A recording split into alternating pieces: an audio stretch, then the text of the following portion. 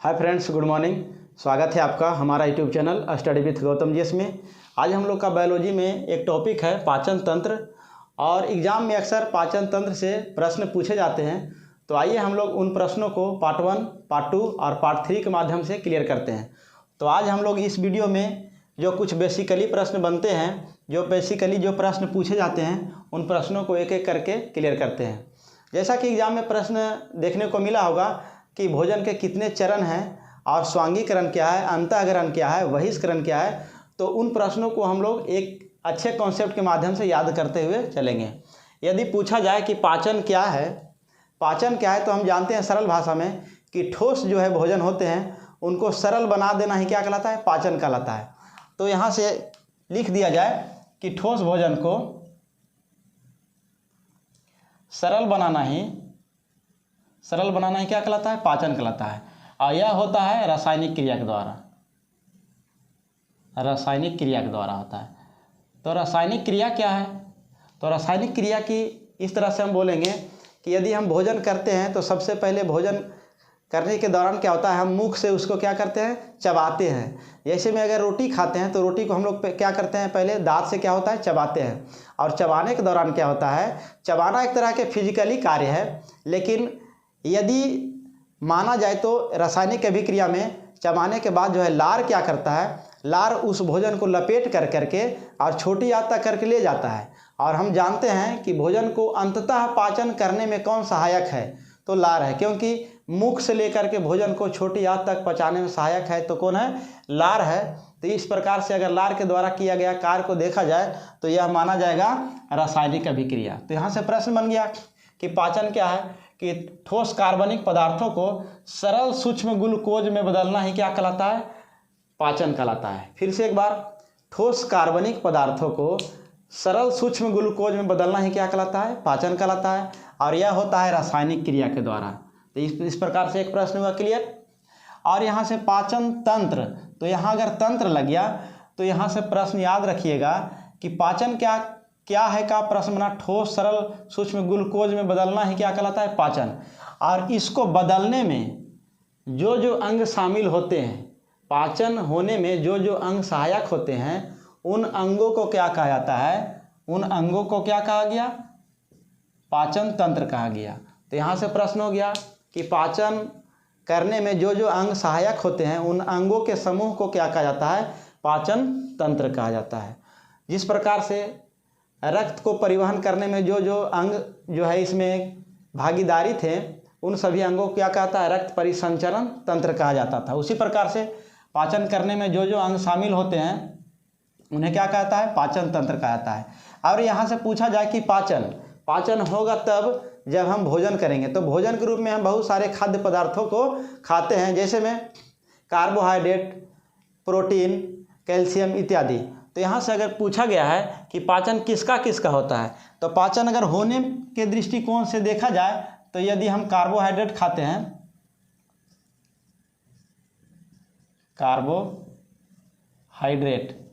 Carbohydrate खाते हैं, फिर हम प्रोटीन खाते हैं, और प्रोटीन के साथ साथ हम लोग फैटी भी खाते हैं, मतलब वसा भी खाते हैं। तो प्रोटीन, वसा और कार्बोहाइड्रेट, प्रोटीन और वसा, कार्बोहाइड्रेट, प्रोटीन और वसा के रूप में जो हम खाद्य पदार्थों को खाते हैं, इसका क्या होता है, इसका होता है पाचन। इसका पाचन हो जाता है, लेकिन पाचन होता किसका नहीं है।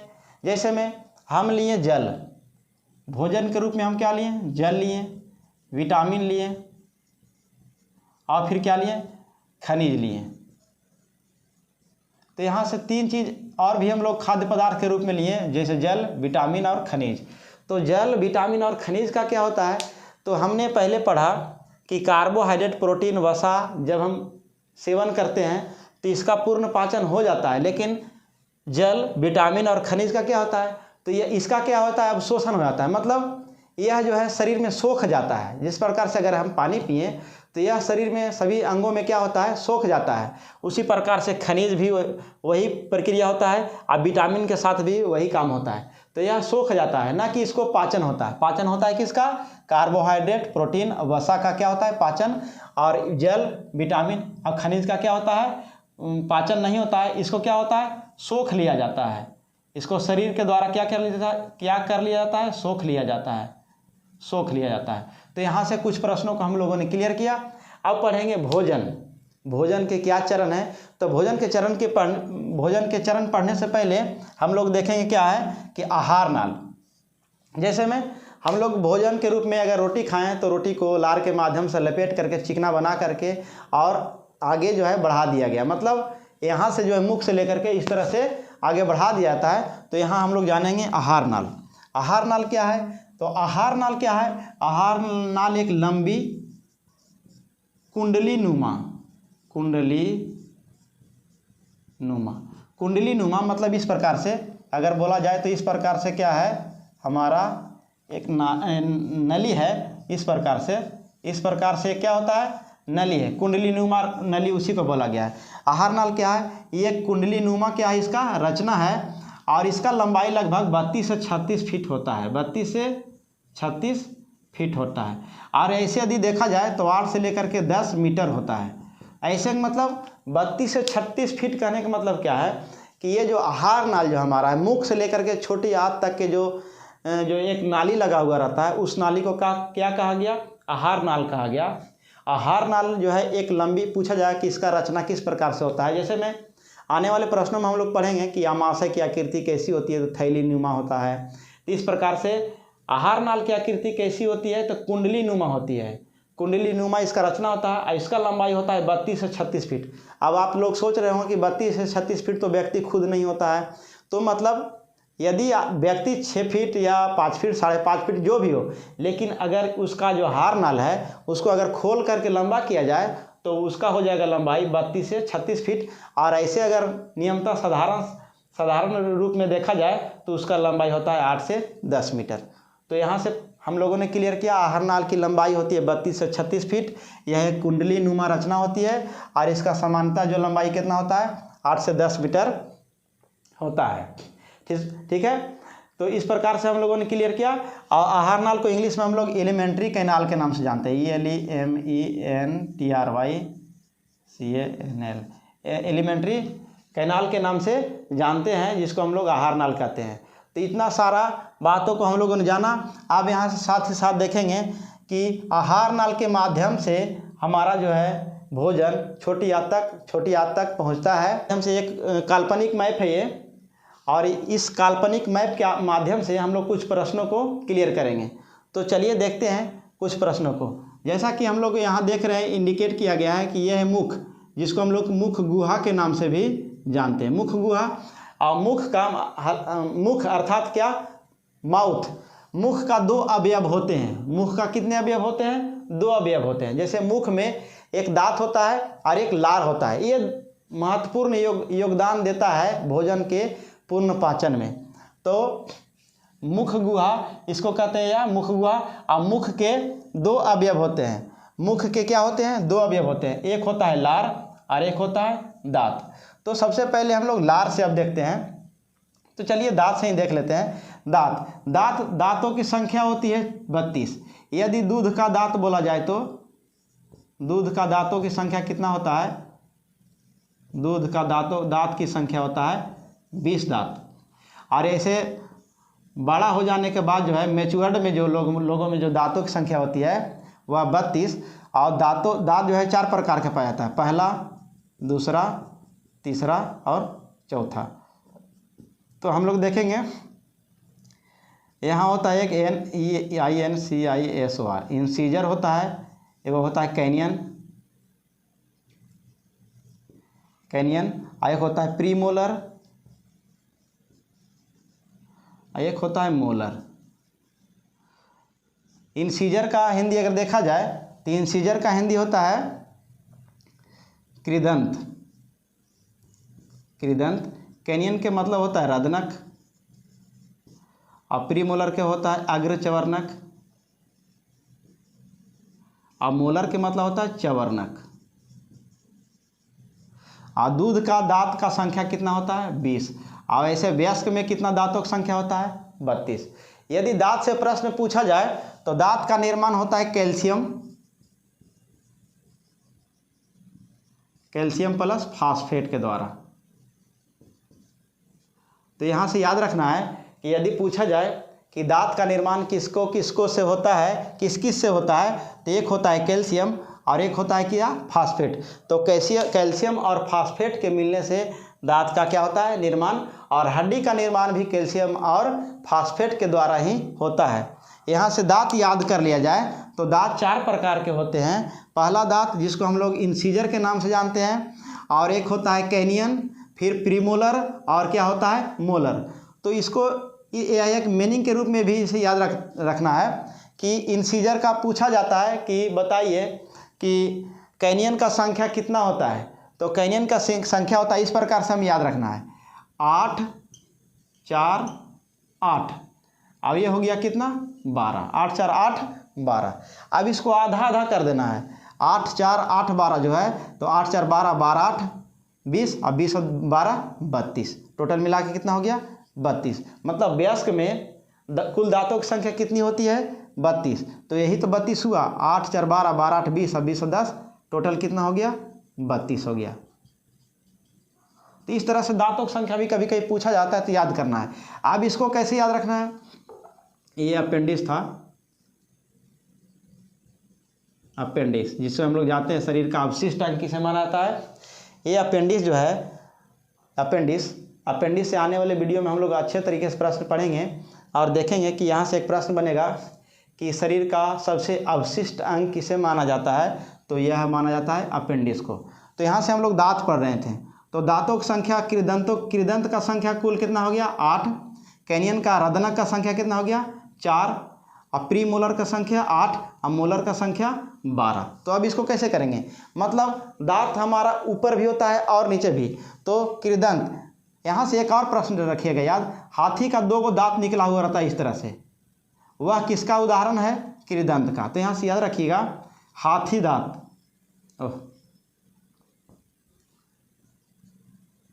हाथी दांत किसका उदाहरण है, कृदंत का। और 8 गो में, मतलब कृदंत बोला गया कि मुख में कृदंतों की संख्या 8 है, लेकिन 8 4 ऊपर है और 4 नीचे है। तो 8 को हम 4/4 कर सकते हैं, मतलब 4 ऊपर और 4 नीचे, ही बटा नहीं है। मतलब यहाँ से बोला जाए कि 4 ऊपर है और 4 कहाँ है, नीचे है। अब यहाँ से 2 है, 4 है, तो 2 ऊपर है और 2 नीचे है। अगर फिर से 8 है यहाँ, तो 4 ऊपर है और 4 नीचे हैं। और 12 है, तो इसमें है क्या, 6 ऊपर है 6 नीचे है। मतलब 8 अगर दांत है, अगर पूछा जाए अग्र चवर्णकों की संख्या कितनी है, 8, तो 4 ऊपर और 4 नीचे। चवर्णक की संख्या कितना है, 12, तो 6 ऊपर और 6 नीचे। तो इस प्रकार से याद कर सकते हैं। कृदंत पूछा जाए कि हाथी का जो दांत होता है वह किसका उदाहरण है, तो कृदंत का उदाहरण है। ये तो मीनिंग है, आपको याद करना होगा। इंसीजर मतलब कृदंत, कैनियन मतलब रदनक, प्रीमोलर मतलब अग्रचवर्णक, मोलर मतलब चवर्णक। अब अग्रचवर्णक चवर्णक क्या है, अगर इंडिकेट करके देखा जाए तो जो साइड का जो 2 दांत होता है वह क्या है, रदनक है, जो कुत्तों में पाया जाता है। कुत्ता जो है, यहाँ से पूछा जाए कि कुत्ता में चीरने फाड़ने का कार्य कौन सा दांत करता है, तो यहाँ रदनक है। जो साइड में जो ये है राक्षस वाला दांत, जो यह इसका कार्य क्या है, चिढ़ने और फाड़ने का कार्य करता है। तो यहाँ से लिखते चलना है, चिढ़ने फाड़ने का कार्य कौन करता है, ये है रदनक। और कृदंत क्या है, कृदंत का जो और आगे वाला जो दांत होता है, और ये दांत सर्वाधिक मात्रा में हाथी में दिखने को मिलता है, तो इसको क्या कहते हैं, कृदंत। और अग्रचवर्णक, चबाने वाला जो दांत आगे वाला है, इसको अग्रचवर्णक कहते हैं, और जो पीछे का दांत है उसको क्या कहते हैं, चवर्णक कहते हैं। तो इस प्रकार से आप याद कीजिएगा। दांत का निर्माण कैल्शियम और फास्फेट से होता है। कुल दांतों की संख्या 32, और 32 में दूध वाला दांत कितना होता है, तो दूध वाला दांतों की संख्या कितना होता है, 20। अब दांत से कुछ प्रश्न हुआ, तो अब यहाँ से हम लोग देखेंगे आहार नाल से। आहार नाल से हम लोग पढ़े हैं कि आहार नाल एक लंबी कुंडली नुमा रचना होता है। इसका लंबाई 32 से 36 फीट होता है, और ऐसे समानता देखा जाए तो 8 से 10 मीटर होता है। और मुख के 2 अवयव हैं, मुंह के 2 अवयव हैं, दांत और एक लार। तो दांत को हम लोगों ने पढ़ लिया, अब लार देखेंगे। लार प्रतिदिन बनता है 1.5 लीटर। कितना बनता है, 1.5 लीटर। अगर यदि देखा जाए कि लार का निर्माण प्रतिदिन कितना होता है, तो 1.5 लीटर। और लार में अगर एक प्रश्न है तो यहीं से हम लोग याद करेंगे कि लार में 99% जल होता है और 1% क्या होता है, प्रोटीन। 1% क्या होता है, प्रोटीन होता है। लार में 99% क्या होता है, जल, और 1% क्या होता है, प्रोटीन्स होता है। जिसको तो यहाँ से प्रश्न ये बार बार पूछा गया कि लार में कितना % जल होता है, तो 99% जल होता है। लार का निर्माण प्रतिदिन कितना होता है, 1.5 लीटर होता है। ठीक है। अब यहाँ से देखिए, लार मनुष्य में 3 जोड़ी लार ग्रंथियाँ पाई जाती है। मनुष्य में 3 जोड़ी लार ग्रंथियाँ पाई जाती है। वो 3 जोड़ी लार ग्रंथियाँ है, क्या है, इसका नाम सुनेंगे आप, पैरोटिड। दूसरा हो जाएगा सबलिंगुअल, और एक हो जाएगा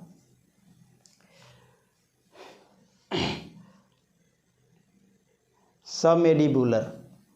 क्या है, एक है सबमेडिबुलर।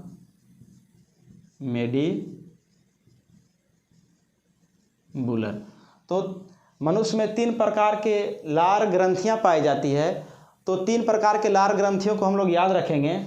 एक होता है पैरोटिड ग्रंथि, एक होता है सबलिंगुअल बोलेंगे, सबलिंगुअल ग्रंथि, और सबमेडिबुलर। थोड़ा सा नाम टेढ़ा मेढ़ा है, इस नाम को हम लोग याद रखेंगे। सबमेडिबुलर, सबलिंगुअल और पैरोटिड। और पैरोटिड ग्रंथि से जानते हैं कि जो सर्प में जो विष ग्रंथि होता है, सांप में जो विष होता है, जहर जो होता है, वह होता है पैरोटिड ग्रंथि में।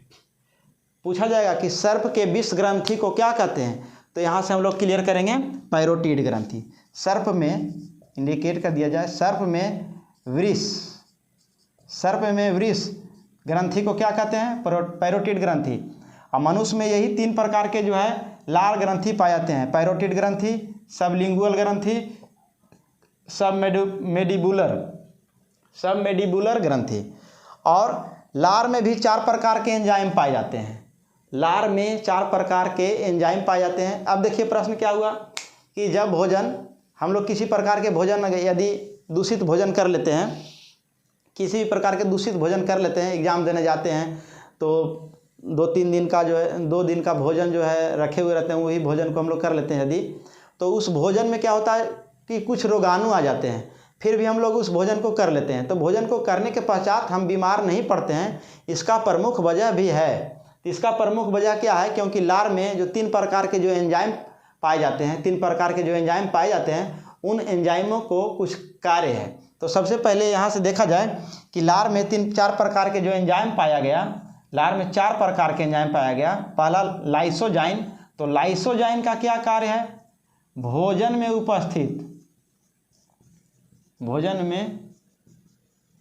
उपस्थित रोगाणु को क्या कर देना, नष्ट करना। भोजन में उपस्थित जो रोगाणु होता है उसको क्या कर देता है, नष्ट करता है। मतलब हम रोगाणु युक्त अगर भोजन कर लेते हैं किसी कारणवश गलती से, तो भी हम बीमार नहीं पड़े। इसका कारण क्या हुआ कि जो हमारा लार में जो लाइसोजाइन है, ये लाइसोजाइन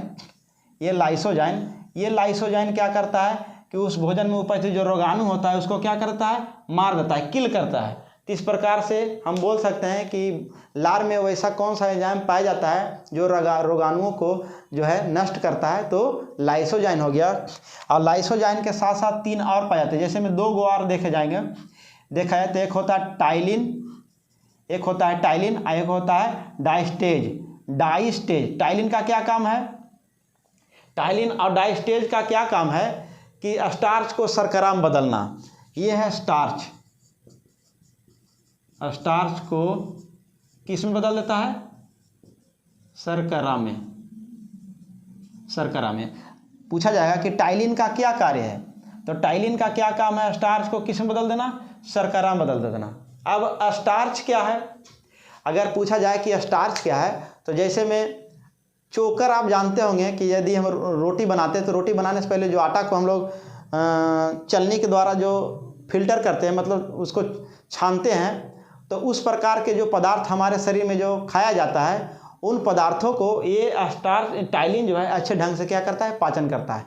मतलब गेहूं के जो कुछ अंश होते हैं, जो मोटे मोटे अंश होते हैं, उनको हम लोग कुछ स्टार्च बोलते हैं। जो कड़वे टाइप से जो पदार्थ होते हैं, भोज्य पदार्थ, उसको हम लोग क्या बोलेंगे? स्टार्च बोलेंगे। और यही स्टार्च को शर्करा में बदल देता है कौन? शर्करा मतलब उसको सरल बना देता है, ऐसा सरल कि वह पचने में क्या हो? आसानी हो। तो स्टार्च को शर्करा में बदलता है कौन? टाइलिन और डाइस्टेज। डाइट से याद रखिएगा, डाइट मतलब पचना होता है। तो एक टाइलिन और डाइस्टेज। टाइलिन का क्या काम है? स्टार्च को शर्करा में बदल देना। और डाइटेज का भी काम है स्टार्च को शर्करा में बदल देना। और म्यूकस एक है, एक म्यूकस आएगा जो लार ग्रंथियों में चौथा लार ग्रंथि एंजाइम है, सॉरी। लार में 4 प्रकार के एंजाइम पाया गया, जिसमें हम लोग पहला पढ़ें लाइसोजाइन। और लाइसोजाइन का कार्य क्या हुआ कि भोजन में जो रोगाणु उपस्थित होता था, उस रोगाणु को नष्ट कर देता था और हम बीमार होने से बच जाते थे। अब एक आया था टाइलिन और डाइस्टेज। तो टाइलिन का क्या काम था और डाइस्टेज का? स्टार्च को शर्करा के रूप में बदल देना, मतलब जो चोकर टाइप के जो खाद्य पदार्थ है उसको सरल बना देना ताकि भोजन पचने में आसानी हो। अब एक आया म्यूकस। क्या आया? म्यूकस का क्या काम था? म्यूकस का काम था कि भोजन को चिपचिपा बनाना और चिपचिपा बना करके जो है आगे ले जाना। तो म्यूकस जो क्या करता था? भोजन को क्या कर देता था? भोजन को चिपचिपा बनाता था। तो प्रश्न यहाँ से ये भी पूछा जाएगा कि भोजन को चिपचिपा बनाने में किसका कार्य है? भोजन को चिपचिपा बनाना कौन सा एंजाइम का कार्य है? तो म्यूकस। और ऐसे भी आप लोग पढ़ेंगे, अमाशय में एक म्यूसिन पाया जाता है, पेप्सिन, म्यूसिन, रेनिन। तो म्यूसिन का क्या काम था? अमाशय के आंतरिक भाग को क्या करना? चिकना करना। अमाशय जब हम पढ़ेंगे, हम लोग पार्ट 2 पार्ट 3 इसका, तो अच्छे ढंग से क्लियर करेंगे। अभी जो इस वीडियो में जो कुछ बेसिकली जो प्रश्न है, जो परिभाषा के तौर पर जो प्रश्न बनते हैं, उन प्रश्नों को देखेंगे। तो यहाँ से पूछा गया कि म्यूकस का क्या काम है? तो भोजन को चिपचिपा बनाना। फिर से एक बार, लार में 4 प्रकार के एंजाइम पाया गया। तो एक लाइसोजाइन, टाइलिन, डाइस्टेज और म्यूकस। अब यहाँ से बताया गया था एक कि मुख में 2 प्रकार के अवयव होते हैं, एक होता है लार, एक होता है दांत। तो दांत के बारे में पढ़े हम लोग, लार के बारे में पढ़े। लार में 3 जोड़ी लार ग्रंथियाँ होती है। लार में ग्रंथि होती है 3 जोड़ी, जिसमें हम लोग पैरोटिड, सबलिंगुअल, एगो था सबलिंगुअल और एक था सबमेडिबुलर। तो ये 3 गो हम लोग याद किए। लार में 3 जोड़ी लार ग्रंथियाँ, और लार में 4 प्रकार के एंजाइम। ग्रंथि और एंजाइम में अंतर है, इसलिए हमेशा इसको याद रखिएगा। तो यहाँ से हुआ। अब हम लोग देखेंगे भोजन का चरण में इस प्रकार से हम लोग देखेंगे कि भोजन का चरण क्या है। तो भोजन का चरण में क्या हो गया? जब हम भोजन करते हैं तो भोजन करने के पश्चात जो होता है, आंत में जा कर के बहुत सारी क्रियाएं होती है। तो उन क्रियाओं को क्या कहता है? भोजन का चरण। तो सबसे पहले भोजन का चरण में कहाँ से भोजन पचना स्टार्ट होता है और कहाँ जाके समाप्त होता है, इस प्रक्रिया को ही क्या कहा गया? भोजन का चरण। तो यहाँ से प्रश्न बोला गया, भोजन को शरीर के आहार नाल में पहुँचाने की क्रिया के क्या कहते हैं? भोजन को, देखिए यहाँ से, अंतःग्रहण क्या है? तो अंतःग्रहण के मतलब भोजन को अंदर लेना, अंतः मतलब अंदर लेना। तो यदि भोजन को हम पहुंचा देते हैं कहाँ? आहार नाल में। भोजन को आहार नाल में पहुंचाने की क्रिया क्या कहा गया? अंतःग्रहण किया गया। टोटल वर्ड्स को हम लिख नहीं सकते हैं क्योंकि हमारे पास डिजिटल बोर्ड नहीं है, और हम किसी प्रकार से अपना प्रश्नों को, अपने वीडियो को एडजस्ट कर रहा हूं ताकि आप समझ सकें। तो यहाँ समझने का प्रयास कीजिएगा कि अंतःग्रहण क्या है? भोजन को आहार नाल में पहुंचाने की प्रक्रिया को क्या कहा गया? अंतःग्रहण कहा गया। आई पाचन क्या कहा गया? पाचन पहले भी पढ़ चुके हैं कि पाचन क्या है। तो ठोस जटिल भोजन को, ये जो ठोस भोजन होते हैं, ठोस जटिल भोजन, इसको रासायनिक क्रिया द्वारा रासायनिक क्रिया के द्वारा सरल ग्लूकोज में बदलना। आप ऐसे डायरेक्ट बोल सकते हैं कि ठोस जटिल भोजन को बदल देना किस में, ग्लूकोज में बदलना। ग्लूकोज में बदल देना ही क्या कहलाता है, पाचन कहलाता है। तो ये बदलाएगा क्यों, किस प्रक्रिया के द्वारा, रासायनिक अभिक्रिया के द्वारा। जैसे में ठोस जटिल भोजन है तो जटिल भोजन को पहले हम लोग क्या करेंगे, चबाएंगे दांत के माध्यम से, फिर लार के माध्यम से उसको चिकना करके लपेटेंगे, फिर आहार नाल के माध्यम से आएगा और जा करके छोटी आंत में पचेगा। और पचने के दौरान क्या होगा, वह ग्लूकोज का निर्माण करेगा। और ग्लूकोज का निर्माण होने के पश्चात जो है रक्त में मिल करके सभी कोशिकाओं तक पहुंचेगा, तब हमें ऊर्जा की प्राप्ति होगा। तो इस प्रकार से याद रख सकते हैं, पाचन ठोस जो भोजन होता है और जटिल होता है थोड़ा, उसको ग्लूकोज में बदल देता है अंतिम तक। तो इसको क्या कहा गया, पाचन कहा गया। ये होता है रासायनिक क्रिया के द्वारा। पहले हम बता चुके हैं कि यह होता है किसके द्वारा, रासायनिक क्रिया के द्वारा। अब यहाँ से आएगा स्वांगीकरण। क्या आएगा, स्वांगीकरण। तो ग्लूकोज को ऊर्जा में बदलना। अब देखिए, अगर हम भोजन किए थे ठोस भोजन और ग्लूकोज में बदल गया तो ग्लूकोज भी तो ऊर्जा में बनेगा ना, तब तो शरीर हमारा कार्य करेगा। तो ये ग्लूकोज जो है, अब ये ग्लूकोज बदल जाता है किस में, ऊर्जा में। आपको एकदम सरल भाषा में बता रहे हैं ताकि ज़्यादा डिफिनीशन में नहीं, शॉर्टकट में समझ सकें और प्रश्नों को क्लियर कर सकें। तो ये जो ग्लूकोज है, अब ग्लूकोज बनेगा ऊर्जा, तभी तो हमारा शरीर हाथ पैर इत्यादि कार्य करेगा। जो हम बोल रहे हैं वो भी एक ऊर्जा का देन ही है। तो ऊर्जा बन रहा है क्यों, क्योंकि हम भोजन किए और भोजन करने के पश्चात ग्लूकोज बना और ग्लूकोज बदल गया हमारा क्या, ऊर्जा में। तो ग्लूकोज को ऊर्जा में बदलने की क्रिया को क्या कहते हैं, स्वांगीकरण। अब ऊर्जा में बदल गया, अब अवशोषण क्या हुआ, अवशोषण के मतलब क्या हुआ, अब अवशोषण के मतलब हम लोग देखेंगे, पचे हुए भोजन को आंत में पहुंचाने की क्रिया। अब देखिए, ग्लूकोज बदल गया ऊर्जा में, ऊर्जा में बदल गया तो जो पचा हुआ भोजन है उसको वो कहाँ पहुंचेगा, पचे हुए भोजन अब कहाँ जाएगा, आंत में। आंत मतलब छोटी आंत और बड़ी आंत जो होता है वही आंत में गया। और आंत, छोटी आंत, बड़ी आंत, इलियम, लीवर इत्यादि से आने वाले वीडियो में हम लोग प्रश्न देखेंगे। अभी इसका हम लोग कुछ बेसिकली जो प्रश्न है उन प्रश्नों को क्लियर करेंगे। तो यहाँ से पूछा गया कि अब शोषण, तो पचे हुए भोजन को आंत में पहुँचाने की क्रिया को क्या कहते हैं, अवशोषण। अब बहिष्करण तो जानवे करते हैं कि अवशिष्ट पदार्थ यदि शरीर से बाहर अवशिष्ट पदार्थों को शरीर से बाहर निकलने की क्रिया को क्या कहते हैं, बहिष्करण। मतलब भोजन पचने के दौरान जो हमारे शरीर में कुछ अवशिष्ट पदार्थ बच जाते हैं तो उन पदार्थों को, उन खाद्य पदार्थों को बाहर निकलना ही क्या कहलाता है, बहिष्करण। बाहर निकलना ही क्या कहलाता है, बहिष्करण कहलाता है। तो यहाँ से अपच्य पदार्थ और अवशिष्ट पदार्थों को बाहर निकलना ही क्या कहलाया, बहिष्करण। फिर से एक बार, अंतःग्रहण, अंतः मतलब अंदर लेना, भोजन को आहार नाल में, मतलब देखिए यहाँ से भोजन किए आहार नाल में, यहाँ तक गया, आहार नाल में जाने क्रिया हो गया अंतःग्रहण। अब आहार नाल में गया, अब यहाँ बोला पाचन, तो अब क्या होगा, सरल ठोस जो भोजन है वह क्या हो जाएगा, ठोस जो भोजन है जटिल वह सरल हो जाएगा। तो ग्लूकोज में बदल गया, ठोस भोजन था ग्लूकोज में बदल गया।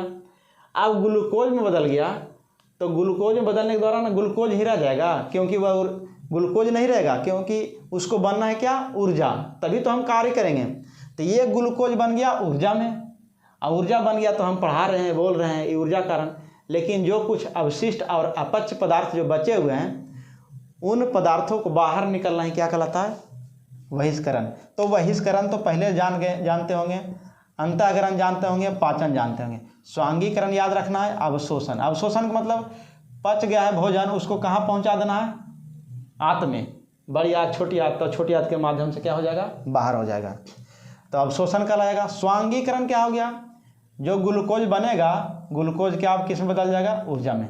तो आप लोग एक बार अपने भी खुद से तैयार लिख करके आप प्रैक्टिस करना है आप लोग को भी, ताकि यह याद हो सके। तो इस प्रकार से हम लोगों ने कुछ प्रश्नों को देखा और समझें। अब देखिए यहाँ से कुछ ऐसे प्रश्न आते हैं जिसका पाचन के दृष्टिकोण से देखा जाए तो कुछ योगदान नहीं है, लेकिन प्रश्न में हमेशा पूछे जाते हैं। जैसे में पूछा जाएगा कि जीभ का कौन सा हिस्सा जो है कड़वा का अनुभव कराता है, जीभ का कौन सा भाग जो है मीठे का अनुभव कराता है, जीभ का कौन सा हिस्सा जो है टेस्टलेस है। तो उन प्रश्नों को हम लोग भी देखेंगे।